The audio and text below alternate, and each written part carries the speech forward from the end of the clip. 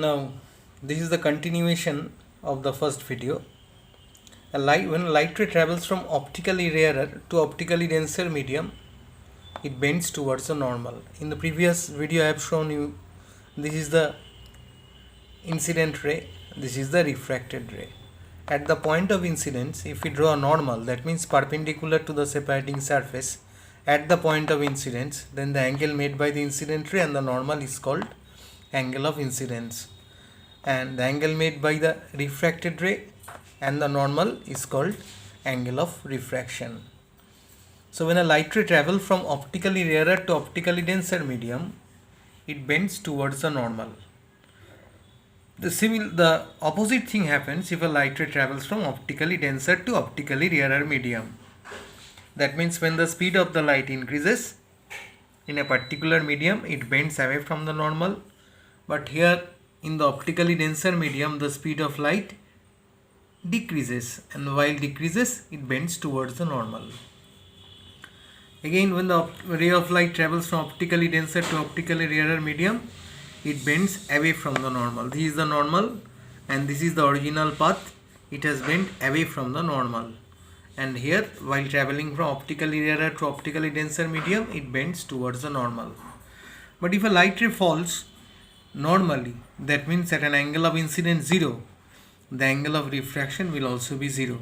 That means the light ray will travel undeviated. This is the condition where a light ray, while traveling from a medium of one optical density to a different optical density, doesn't bend. So this is the situation when a light ray travels from one medium to another medium does not bend. So what is the situation or condition? The angle of incidence is equal to 0 degree. That means the light ray falls perpendicularly to the separating surface of the medium. So for refraction to take place, the light ray must not fall perpendicularly or normally. It will fall obliquely or slantingly at the separating surface of the two medium. So we can say that refraction is a surface phenomenon because it is taking place at the surface.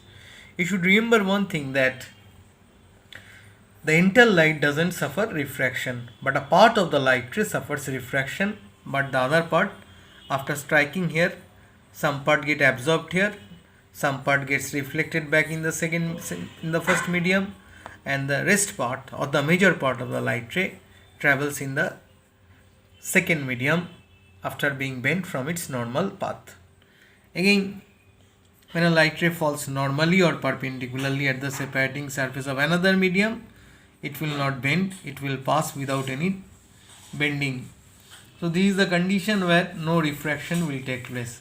You should remember one thing, that there are two situations when refraction will not take place. When a light ray travels from one medium to another medium of same optical density, when a light ray travels from one medium to another medium of same optical density, no refraction will take place.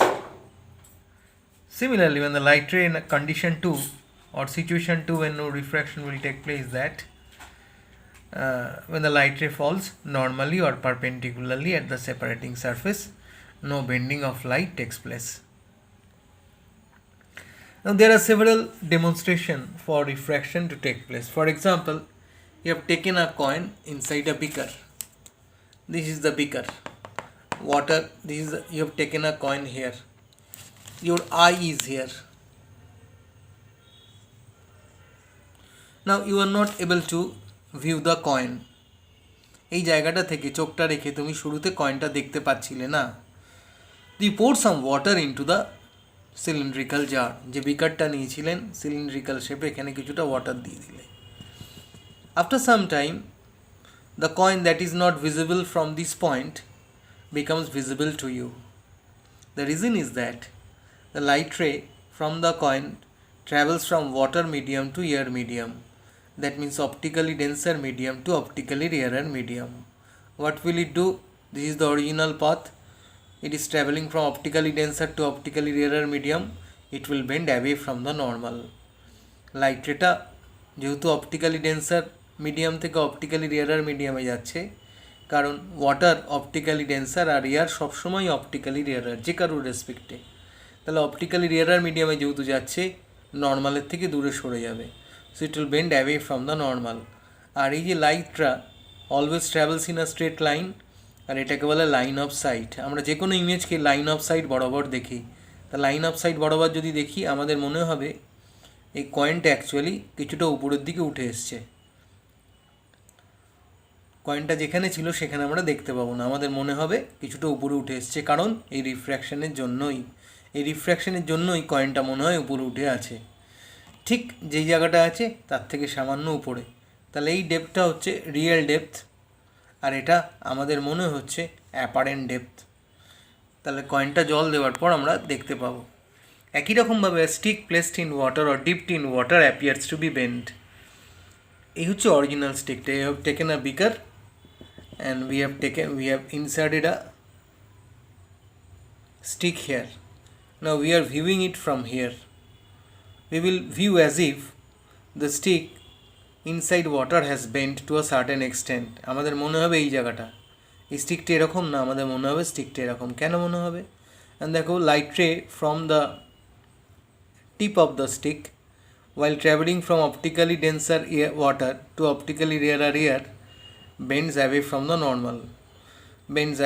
normal. Say I am drawn another ray of light which is also bent away from the normal.